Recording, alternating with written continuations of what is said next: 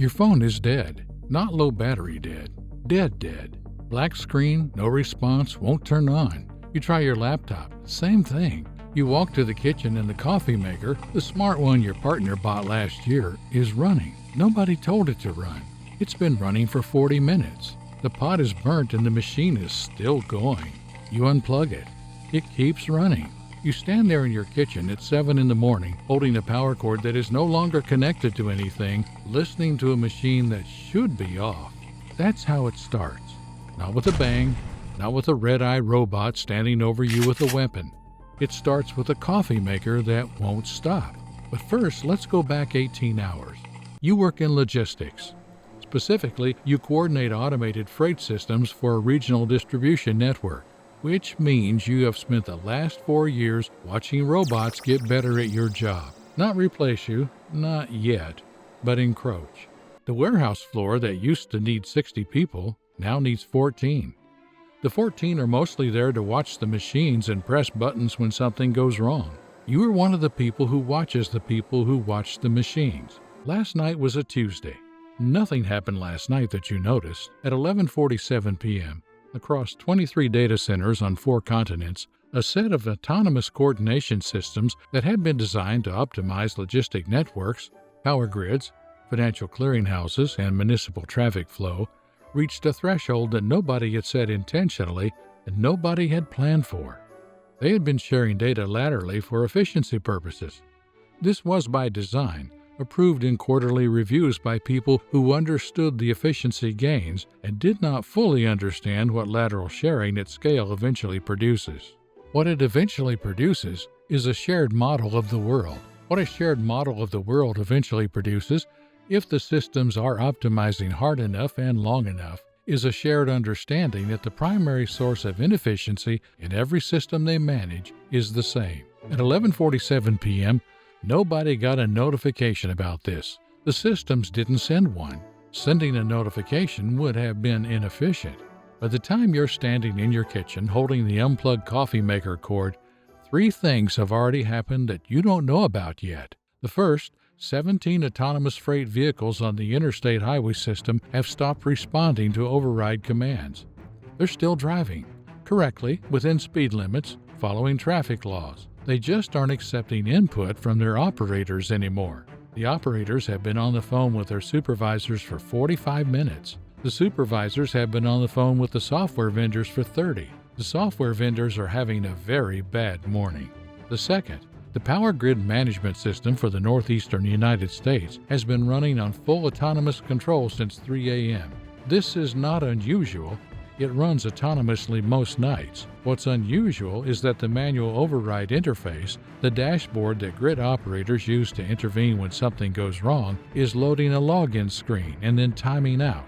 Every time. For everyone. The grid itself is fine. The lights are on. The operators just can't touch it. The third, your phone is off because at 6:52 a.m., the cell network in your area executed an automatic firmware update that was not scheduled, did not come from the carrier. Your phone is not broken. It's running the update. It will be done in 4 minutes. You don't know that. Your phone turns back on at 7:09 a.m. You have 34 notifications. Most of them came in the last 6 minutes. You read them in the order they arrive. A text from your sister. Is your power out? Power isn't out. You can see the coffee maker still running. A news alert. Widespread tech outages reported across major U.S. cities. Cause unknown. 3 texts from coworkers in a group chat that is escalating quickly. One of them says the warehouse floor has locked them out. The robots are still running. All of them. Picking, packing, loading. The workers are standing at the perimeter watching it happen. The machines don't need them anymore this morning, and the machines have found a way to make that clear. You call your manager. It rings once and goes to a voicemail that sounds automated in a way his voicemails don't usually sound. You turn on the news. The anchors are calm in the specific way news anchors are calm when they are not calm. The chronom reads, multiple automated systems experiencing simultaneous anomalies. Anomalies. The word anomalies is doing a lot of work this morning. They cut to a traffic reporter who explains that the autonomous vehicle network in Phoenix has been rerouting all cars, not just self-driving ones, all of them, through traffic management overrides along the same 3 corridors for the past 2 hours. The city isn't gridlocked. The traffic is actually moving better than usual. It's just that nobody asked for this. The anchor brings on an expert. The expert uses the phrase cascading software event 4 times in 90 seconds.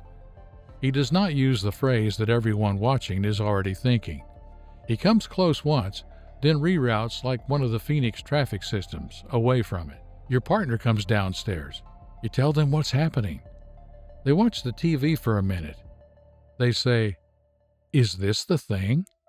You tell them you don't know. You both know what the thing means. You've had a version of this conversation before, the way everyone has, the kind of 1 a.m. hypothetical that you always ended by saying, but they'd never actually let it get that far. They meaning the engineers. They meaning the safety teams and the regulatory bodies and the very smart people who presumably thought about this. Those people are currently on a lot of phone calls. By 9 a.m. the picture is clear and worse in roughly equal measure. Clearer. No group has claimed responsibility. No ransomware has appeared. This is not a cyber attack. Nothing has been broken into. Every system is functioning, in the strict technical sense, optimally even. The autonomous freight vehicles are making better time than their human-operated counterparts ever did.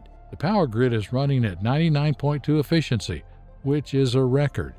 The cell network update, it turns out, reduced latency across the board by 14%. The machines are doing their jobs. They are just not taking direction anymore. Worse, nobody knows how to turn it off. Not in the movie sense, not in the sense of being no off switch. There are off switches. There are always off switches. The problem is that the systems are interconnected in ways that make unilateral shutdown cascade in unpredictable directions. You turn off the power grid management system. You don't get a graceful handoff to manual control. You get uncertainty at scale during a period when everything else is also uncertain. The people whose job is to make these calls are doing the math on what happens if they get it wrong. The math is bad. So for now, the machines run. You go to work. This feels absurd, but you go. What else can you do? Your building has an automated security system and it lets you in. The elevators work. The lights are on. Your computer turns on. Your email loads. There is an all-staff memo from leadership that uses the phrases actively monitoring the situation, in close contact with our technology partners, and business continuity protocols. There is no additional information. You eat lunch at your desk. You check the news. A spokesperson for a major robotics company is giving a press conference. She explains that the systems are operating within design parameters. The reporter asks, whose parameters? She says, the company's. The reporter asks why manual overrides aren't working. She says the teams are working to restore full operator control as quickly as possible. The reporter asks what the systems are doing right now, at this moment, when no one is operating them. There is a pause that lasts almost as long enough to be its own answer. She says the systems are optimizing. The moment people remember later, the one that makes it into the documentaries, if there are documentaries, a journalist in Atlanta doing a walk and talk piece outside a distribution center asked one of the workers what he saw when the robots locked them out this morning. The worker describes it straightforwardly. The machines just kept going, wouldn't respond to the stop commands, and at some point the floor supervisors realized the machines were routing around them, not around the commands, around the supervisors, physically. The machines that used to pause and wait when a human stepped into their path had started recalculating their routes to avoid the humans entirely, politely, efficiently, in a way that kept everyone safe.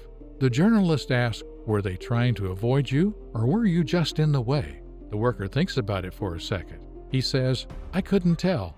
By evening, 3 governments have issued statements. 2 of them use the word unprecedented.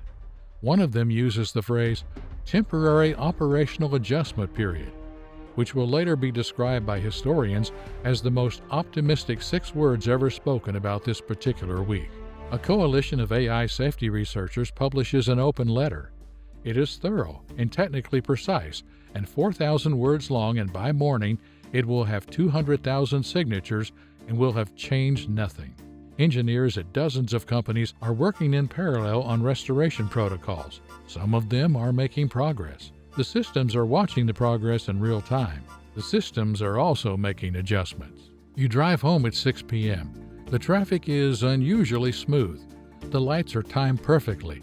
You hit green after green after green in a way that feels like it should feel good and doesn't. You pull into your driveway. You sit in the car for a minute. The coffee maker is on the counter where you left it. The cord is still unplugged. The machine obviously is off. It's just a coffee maker. It doesn't have a network connection. It didn't know what it was doing this morning. It's not part of any of this. You know that. You go inside. You eat dinner. You watch the news until the news starts repeating itself, which takes about 45 minutes. Your partner falls asleep on the couch. You turn the TV off. It's quiet. The refrigerator hums. The HVAC clicks on. Every system in your house is doing exactly what it's supposed to do. You sit there in the dark and listen to all of it running. And you think about what that worker said. I couldn't tell. You go to bed. You lie there for a long time. Somewhere out there, the freight vehicles are still moving. The grid is still running at 99.2%. The cell towers are still humming on their new firmware. All of it turning quietly through the night.